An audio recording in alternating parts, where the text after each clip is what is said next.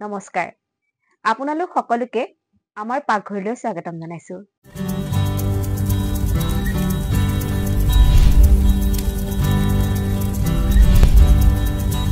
আমি ছাৰৰ পৰা জানিব বিচাৰিছো মই গম পাইছো আপুনি অলপতে আপুনি কিতাপো উলিয়াইছে ভাইৰেল বুলি কিতাপো উলিয়াইছে আৰু লগতে তেখেতে বহুত মানে নাটক বা ধাৰাবাহিক তেওঁ পৰিচালনা কৰিছে আগতে আপুনি কি কৰিছে তাৰ বিষয়ে অকমান কলে ভাল পাম মই প্ৰায় 5 শতাধিক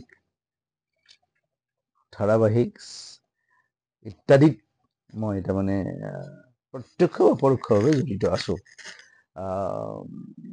অসমীয়া চিনেমা মই ক'বলৈ লাজ নকৰো এখন চিনেমাত মই এটা পাছিং শ্বট দিছিলো আৰু সেইটোৱে মোৰ উৎসাহ কিবা কাৰণত মই বাহিৰত যাবলগীয়া হ'ল নাটক কৰিবৰ কাৰণে স্বৰ্গীয় ইন্দ্ৰবনীয়া ছাৰৰ পৰিচালনাত আমি এখন নাটক কৰিবলৈ বাহিৰলৈ গৈছিলো আৰু সেই নাটকখন বাহিৰলৈ যোৱাৰ আগমুহূৰ্তত আমি সেই ছবিখনত অভিনয় কৰিবৰ কাৰণে সুবিধা পাইছিলো কিন্তু দুৰ্ভাগ্যবশতঃ আমি যাবলগীয়া হ'ল কাৰণে ছবিখনৰ আমাৰ কাষ্টিং নাথাকিল এদিন অভিনয় কৰিছিলো যোৱা পাছিং শ্বট এটা সেইটো কিন্তু এতিয়াও ছবিখনত আছে সেইখন চাবলৈ আমি গৈছিলো 4-5 বাৰমান ছবিখন চাইছিলো ছবিখনে অসমীয়া ছবি উদ্যোগলৈ এটা মানে ইমান ডাঙৰ ঢৌ আনি দিছিলে মানুহে বাছ ভাড়া কৰিও চাবলৈ আহিছিলে এটা সময়ত আহিছিলে সেই ছবিখনৰ নাম হ'ল যুৱনে আমনি কৰে সেইখন এটা সৰু পাছিং শ্বটত তাৰমানে যদি চকুটিত মাৰি দিয়ে ছবি মোৰ পাছিং শ্বটটো গুচি যাব যি কি নহওক তাৰপিছত মই কেইবাখনতো জড়িত হৈছো মঙালী ছবি এখনতো কৰিছো টাৱাং ভায়া তেজপুৰ ডক্টৰৰ চৰিত্ৰ এটাত অভিনয় কৰিছো তাৰপিছত প্ৰেম আৰু প্ৰেমত মই জনপ্ৰিয় অভিনেতা মোৰ অতি প্ৰাণৰ অভিনেতা যতীন বৰাৰ বন্ধু হিচাপে মই চৰিত্ৰত অভিনয় কৰিছো তাৰপিছত মই অভিনয় কৰিছো সুমা পৰহেতে ছবি এখনত মই মিনিষ্টাৰৰ পিএ হিচাপে অভিনয় কৰিছো তাৰপিছত মোৰ নিজৰ ছবি দি থকা হেৰাল সপোন সেইখনতো এজন মই এই অনাথ আশ্ৰমত যে ল'ৰা ছোৱালীবিলাক আমি ধুনীয়াকে প্ৰতিপালন কৰি ৰাখো অনাথ ল'ৰা ছোৱালীবিলাকক সেই ধৰণৰ চৰিত্ৰ এটাতো অভিনয় কৰিছিলো আৰু এতিয়া মোৰ ইচ্ছা আছে যে মই এটা আমাৰ অসমৰ এটা কৃষ্টি এটা পৰম্পৰাক লৈ মই এখন ছবি কৰিম ইতিমধ্যে সকলোখিনি প্ৰস্তুত হৈছে যদি নটৰাজে দিয়ে চলিত বৰ্ষতে সেই ছবিখনৰ কাম আৰম্ভ কৰিম আমিও আশা কৰিছো আৰু মোৰ জীৱনৰ এটা উল্লেখযোগ্য ঘটনা মানে বহুত আছে তথাপি এটা কৈছো স্বৰ্গীয় ত্ৰৈলোক্যনাথ গোস্বামীৰ দেৱৰ অঘৰী ৰতনী সেইখন মই লিখিছো মানে স্ক্ৰীন প্লে কৰিছো আৰু ডাইৰেকশ্যনো কৰিছো সেইখন খুব জনপ্ৰিয় হৈছিল 2টা খণ্ডৰ এখন চিৰিয়েল আছিলে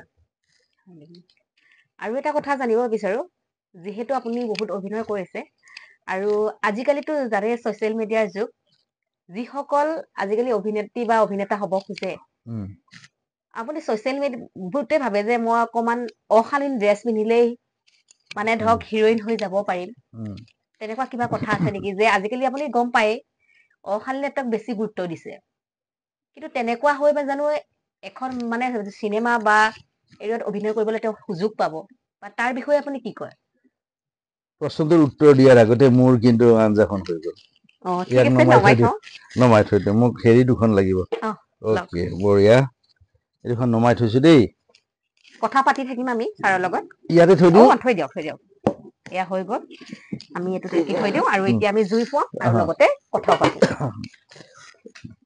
উত্তৰটো এনেকুৱা প্ৰায় 2000 চনত মই সেই সময়ৰ এখন বাতৰি কাকত জনপ্ৰিয় দৈনিক বাতৰি কাকত আজিত এটা মই লেখা লিখিছিলো কম কাপোৰ পিন্ধিলেই জনপ্ৰিয় হয় নেকি বা গ্লেমাৰ্ছ হয় নেকি এনেকুৱা কিবা এটা ব্যৱসায়িক হয় নেকি এনেকুৱা লিখিছিলো তো মই তেতিয়াৰ পৰাই কৈ আছো আৰু আপুনি মোক প্ৰথমতে এটা প্ৰশ্ন সুধিছিলেও যে আপোনাৰ ভিতৰৰ ভাইৰেল কিবা এনেকুৱা এটা প্ৰশ্ন সুধিছিলে যোৱা 14 জানুৱাৰীৰ দিনা মোৰ জন্মদিন উদযাপন কৰা হৈছিলে অসম টাইমৰ কাৰ্যালয়ত আৰু সিদিনাই মই লিখা মোৰ 4ৰ্থখন গ্ৰন্থ তাত আনুষ্ঠানিকভাৱে উন্মোচন কৰিছিলে ডক্টৰ সঞ্জীৱ গোস্বামী আৰু ডক্টৰ সুশান্ত কুমাৰ কাশ্যপে এই চেগতে তেখেতসকলক আৰু অসম টাইমকো মই ধন্যবাদ জ্ঞাপন কৰিছো আৰু মই সেই বিষয়টো হ'ল বিতৰ্ক আৰু ভাইৰেল কিতাপখনৰ নামেই হ'ল বিতৰ্ক আৰু ভাইৰেল আপোনালোকেও পঢ়িব আৰু আমিও পঢ়িম বিতৰ্ক আৰু ভাইৰেল আৰু কিতাপখন আপোনালোকে পঢ়ক, আচলতে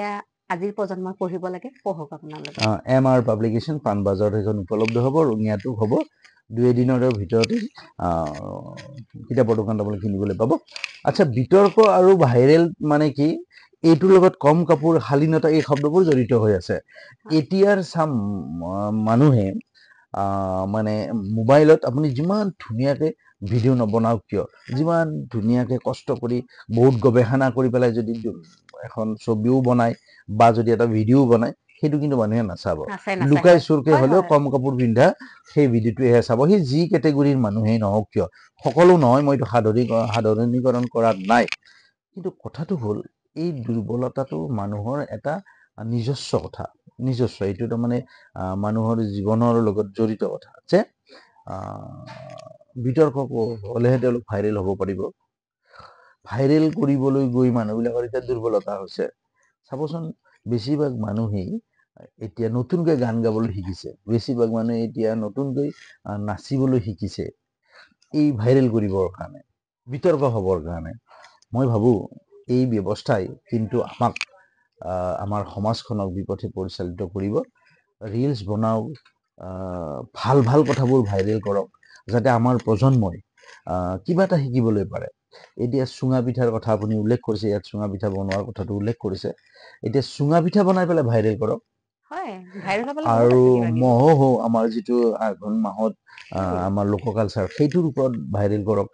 কম কাপোৰ পিন্ধি পেলাই পশ্চিমীয়া সংস্কৃতি আনি পেলাই আমাক অপভ্ৰংশ কৰি পেলাই আমাৰ সংস্কৃতিক বিসৰ্জন দিয়া, এইবোৰৰ সদায় মই বিৰুদ্ধে মাত মাতি আহিছোঁ। আপুনি মোৰ পংকজ পল্লৱ অফিচিয়েল নামৰ ইউটিউব চেনেলটোতো দেখিবলৈ পাব যে এই যে আজিকালি বাৰ্থডে উদযাপন কৰে, একদম দুখীয়া মানুহে বাৰ্থডে শব্দটো উচ্চাৰণ কৰিব নাজানে, বাৰ্থডে বুলি কয়। আচ্ছা, কিন্তু তেওঁলোকেও পইচা খৰচ কৰি কেক আনে, কেক কাটে, মম জ্বলায়, মম মানে নুমাই দিয়ে।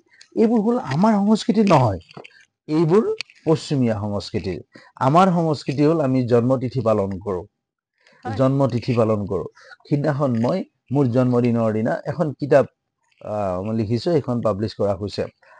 মই চবকে ক'ব খোজো যে আপোনালোকে গছ পুলি ৰুৱক জন্মদিনৰ দিনা বা জন্মতিথিৰ দিনা, কিন্তু চাকি বা মম জ্বলাই পেলাই নুমাই দিয়ে, এইবোৰ কাৰবাৰত মই নাই।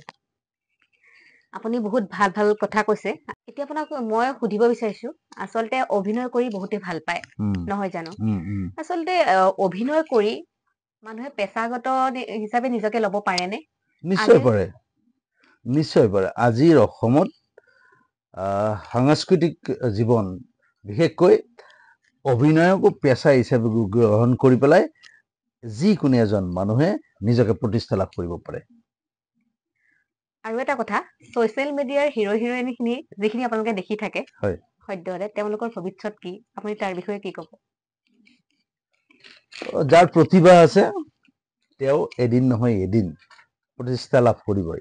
আৰু যিবিলাকে এনেই কৰি থাকে, কিছুমান ধেমালিতো কৰি থাকে, সময় অতিক্ৰম কৰিবৰ কাৰণেও কৰে, তাৰ হাতত আৰু কি ভৱিষ্যত থাকিব। ছাৰে ক'লে, আৰু যিহেতু ছাৰ এজন শিক্ষক, তেতিয়াহ'লে আমি ছাৰক শিক্ষাৰ বিষয়ে অকণমান সুধিবই লাগিব, যিহেতু এতিয়া মেট্ৰিক পৰীক্ষা তেনে সমাগত। সেই ল'ৰা ছোৱালীখিনিক আপোনালোকে কি ক'ব? এতিয়া তেওঁলোক প্ৰায় এতিয়াও মানে তেওঁলোকে মোবাইলতে ব্যস্ত হৈ থকা বহুতকে দেখা যায়।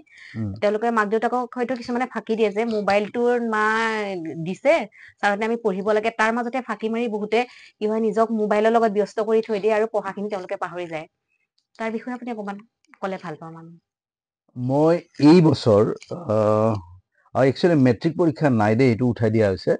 এতিয়া 10মান শ্ৰেণীৰ চূড়ান্ত পৰীক্ষা, মেট্ৰিক পৰীক্ষা নাই, সেইটো 10মান শ্ৰেণীৰ চূড়ান্ত পৰীক্ষা হিচাপেহে এইবাৰ পৰীক্ষাটো অনুষ্ঠিত হ'ব। আৰু ইয়াত মেট্ৰিক পৰীক্ষাৰ নিচিনা কোনো ধৰণৰ ৰিজাল্ট নাহে। যেনেকে আগতে যেনেকে পজিশ্যন আছিলে, ফাৰ্ষ্ট ডিভিজন, ছেকেণ্ড ডিভিজন আছিলে, এইবোৰ নাথাকে। এইটো নতুন নিউ এডুকেশ্যন পলিচি মতে এইবোৰ হৈছে। আচ্ছা, এতিয়া মই প্ৰায় 2-3 হাজাৰ ছাত্ৰ ছাত্ৰীৰ লগত এই বছৰ প্ৰত্যক্ষভাৱে জড়িত হৈ আছোঁ, যিসকলে উচ্চতৰ মাধ্যমিক পৰ্যায়ৰ পৰীক্ষাত অৱতীৰ্ণ হ'ব আৰু এই 10মান শ্ৰেণীৰ চূড়ান্ত পৰীক্ষাত অৱতীৰ্ণ হ'ব। আৰু ইয়াৰে বেছিভাগ ল'ৰা ছোৱালী কিন্তু মোবাইল ফোনটোৰ লগত জড়িত। এই ক্ষেত্ৰত মই ল'ৰা ছোৱালীকেইটাক দোষ নিদিওঁ। মই আগতেই কৈছোঁ আপোনাক যে ল'ৰা ছোৱালীয়ে কিন্তু মোবাইলটো মাকৰ পেটতে শিকি নাহে, মাক দেউতাকেহে শিকায়। গতিকে এতিয়া তাৰপিছত তেওঁলোক কিন্তু কানিয়া হৈ যায়, আমাৰ কি কয় নিচাগ্ৰস্ত হৈ যায়। আৰু সেইকাৰণে বহুতক আমি কৈছোঁ মোবাইলটো ৰিচাৰ্জ নকৰিব, মোবাইলত বহুত কিবা কিবি কথা কৈছোঁ। আৰু মই আপোনালোকৰ চেনেলটোৰ জৰিয়তেও প্ৰতিগৰাকী অভিভাৱক ক'ব খুজিছোঁ যে মোবাইলৰ নিচাই ল'ৰা ছোৱালীক কিন্তু কোনো কাৰণতেই সফল কৰিব নোৱাৰে। আৰু এই ক্ষেত্ৰত আৰু এটা বহুত ডাঙৰ কথা, বহুত ল'ৰা ছোৱালীয়ে মাক দেউতাকক কিন্তু বুৰ্বকো বনাই আছে।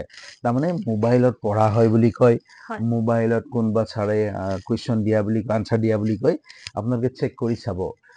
কেনেকৈ চেক কৰি চাব, মই আপোনাৰ মানে অভিভাৱকসকলক কৈছোঁ যে আপুনি মনে মনে যেতিয়া ৰুমৰ ভিতৰত সোমাই য'ত আপোনাৰ ল'ৰা ছোৱালীয়ে পঢ়ি আছিলে, চাব যে মোবাইলত তেওঁ কি কৰি আছে। গৈ পোৱাৰ লগে লগে যে তলত 3টা অপশ্যন আছে, যিকোনো এটা অপশ্যন টিপি পেলাই যদি তেওঁ চাই থকা স্ক্ৰীনখন মিনিমাইজ কৰি দিছে, তেতিয়াহ'লে গম পাব যে সি পঢ়াৰ লগত জড়িত নাই। আৰু লগে লগে মোবাইলটো চেক কৰিব, ভাঙি পেলাব। আপোনাৰ সন্তান কিন্তু আপোনাতকৈ মোবাইলটোতকৈ বহুত ডাঙৰ। হয় ছাৰ, আপোনালোকে গম পালে, ছাৰে বহুত ধুনীয়া কথা ক'লে। আৰু বিশেষ আমি কথা নাপাতো, যিহেতু ছ'চিয়েল মিডিয়াত আজিকালি ইমান সময়ো নাই মানুহে দি থাকিবলৈ, সকলো ব্যস্ত থাকে। শেষত আমি সুধিম ছাৰে আমাৰ শ্ব'টো কেনেকুৱা পালে, তাৰ বিষয়ে অকণমান ক'বলৈ। আমি নতুনকৈ আৰম্ভ কৰিছোঁ যিহেতু, ছাৰে তাৰ বিষয়ে অকণমান আমি আৰু কেনেকুৱা হ'লে ছাৰে ভাল পায় আৰু কেনেকুৱা আমি ইয়াতে আৰু আমি সংযোজন কৰিব পাৰোঁ, তাৰ বিষয়ে দুআষাৰমান ক'লে মই ভাল পাম। নিশ্চয়কৈ সেইবোৰ গোটেইখিনি কথা কিন্তু অন কেমেৰা নকওঁ। অন কেমেৰা মই কিন্তু টেঙাৰ আঞ্জাৰে আৰম্ভ কৰিছোঁ। সদায় মিঠাই খাই থাকিব নালাগে, টেঙা খালেও কিন্তু স্বাস্থ্যটো ভালে থাকিব। এই চেনেলটো আপোনালোকে চাই থাকক। আৰু ময়ো আজি যিখন ব্যঞ্জন ইয়াত ধুনীয়াকৈ ৰান্ধিলোঁ, সেইখনৰ খাই পেলাই কেনেকুৱা হয়, খাই আছোঁ আৰু খোৱাখিনি আপোনালোকক দেখাইও থাকিম, চাই থাকিব। আচলতে আমি খাম আৰু ছাৰৰ সোৱাদটো কমে। আৰু ছাৰে ক'লে আমাৰ পাকঘৰত আহি আপুনি কেনেকুৱা পালে? বহুত ভাল। আৰু আপোনালোকে মই আপোনালোক বাৰম্বাৰ অনুৰোধ কৰিছোঁ, মোৰ বহুত কথাৰ মাজত মই এইটো কথা উল্লেখ কৰি থৈছোঁ যে অসমীয়া লোক সংস্কৃতিক এৰি পেলাই আপোনালোকে পশ্চিমীয়া লোক সংস্কৃতি বা বাহিৰৰ সংস্কৃতিৰ যাতে কোনো ধৰণৰ ইয়াত উপস্থাপন কৰা নহয়, মই বৰ ভাল পাম। ধন্যবাদ ছাৰ আপোনাৰ দিহা পৰামৰ্শৰ বাবে। তেতিয়াহ'লে আমি খোৱাই যোগাৰে কৰা। এতিয়া আমি ছাৰে বনোৱা আঞ্জা টেষ্ট কৰোঁ, নে কি কয়? আহক তেতিয়াহ'লে। মোৰ কিন্তু অলপ লাজ লাগি আছে দেই, কেনেকুৱা বা হৈছে। ইমান ধুনীয়া আছে যেন মাছহে, আপোনালোকক ওচৰৰ পৰা দেখাই দিছোঁ দেই। দেখিছা কি ধুনীয়া আছে, যেন মাছৰ পিচে উঠাই আনিছোঁ। ইমান ধুনীয়া হৈছে, মানে বৰাকেইটা ইমান মানে বঢ়িয়া হৈছে। মই খাই কৈ আছোঁ, ইমান টেষ্টি লাগিছে নহয়, মাছ দৰকাৰেই নাই। আচলতে আমাৰ অসমীয়াৰ যিখিনি খাদ্য, শলাগ ল'বলগীয়া। আচলতে আমি এইবিলাকক আগবঢ়াই নিব লাগিব। আৰু এনেকুৱা বনাবলৈ ছাৰক আকৌ মাতিব লাগিব। Thank you. বহুত বেছি টেষ্টি লাগিছে। আৰু আপোনালোকেও বনাই খাব এনেকৈ, আৰু নিজৰ সন্তানকো খুৱাওক। আমাৰ এই আপুৰুগীয়া এইয়া বৰাৰ জোলবিলাক বনাই বহুত টেষ্টি, বহুত টেষ্টি হৈছে। তেতিয়াহ'লে আমি ছাৰক বিদায় দিব লাগিব। ছাৰক আমি বিদায় জনাইছোঁ আৰু আকৌ লগ পোৱাৰ আশাৰে। আৰু আপোনাৰ বহুমূলীয়া সময়খিনি আমাক দিয়াৰ বাবে ধন্যবাদ ছাৰ। Thank U.